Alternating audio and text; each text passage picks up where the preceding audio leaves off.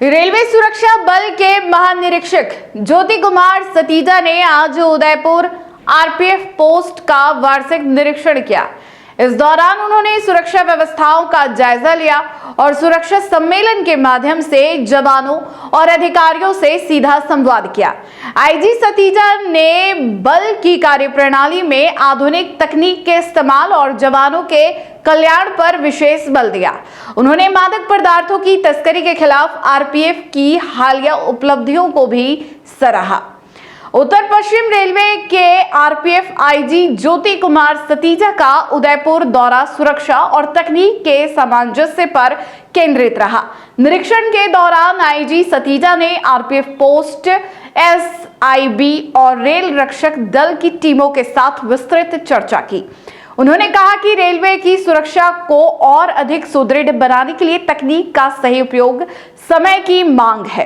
IG ने विशेष रूप से आरएसएमएस, एचआरएमएस और नशीले पदार्थों की धरपकड़ के लिए तैयार किए गए निदान जैसे डिजिटल एप्लीकेशंस की उपयोगिता पर प्रकाश डाला। उन्होंने बताया कि आईसीजेएस और एनसीबीआरसी के माध्यम से अब आरपीएफ को एनसीआरबी के डेटा का सक्सेस मिला है, जिससे रेलवे परिसर में सक्रिय अपराधियों और बाहरी एजेंसियों की जांच करना अब और भी आसान और सटीक हो गया है। सुरक्षा सम्मेलन के दौरान आईजी सतीजा ने जवानों की व्यक्तिगत और पेशागत समस्याओं को बेहद संवेदनशीलता से सुना।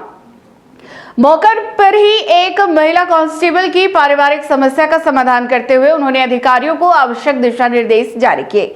तस्करी पर लगाम कसने के मुद्दे पर आईजी ने बताया कि उदयपुर और आसपास के क्षेत्रों में आरपीएफ की टीमें मुस्तैदी से काम कर रही है। इस साल जनवरी से अब तक गांजा, चरस और डोडा पोस्ट तस्करी के कुल 14 बड़े मामले पकड़े गए हैं, जो बल की सक्रियता को दर्शाते हैं। आईजी ने स्पष्ट किया कि आने वाले समय में तकनीक और बेहतर इंटेलिजेंस के जरिए यात्रियों की सुरक्षा को और अधिक पुख्ता किया जाएगा।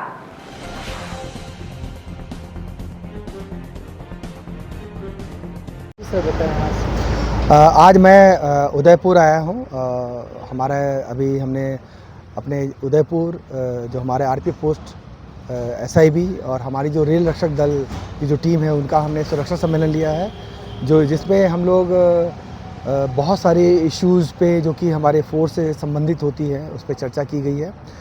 उनमें हम लोगों ने टेक्नोलॉजी और उनके एप्लीकेशंस को कैसे रेलवे सुरक्षा बल के कार्य को और उन्नत रूप से कार्यान्वित करें उस पर चर्चा। जैसे कि हमारे यहाँ आरएसएमएस है जो आरपीएफ सिक्योरिटी मैनेजमेंट सिस्टम, इसकी कैसे हम लोग इसको अच्छे ढंग से उपयोग कर सके ताकि हमारे कार्य शैली में और निखार आ सके।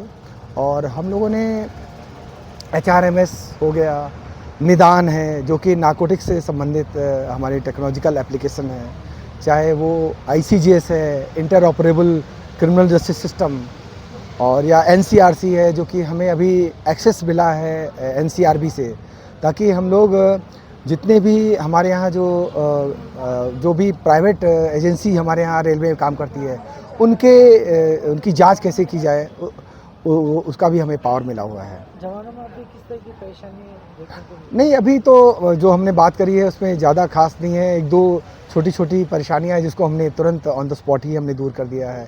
कि जैसे एक लेडी कांस्टेबल को थोड़ा सा कुछ फैमिली इशू को लेके था, तो उन्होंने 3 महीने का अटैचमेंट मांगा है, तो हमने अपने डीएससी महोदय दीपक आज़ाद साहब को बोला है कि उनका प्रपोजल हमारे पास भेज दें।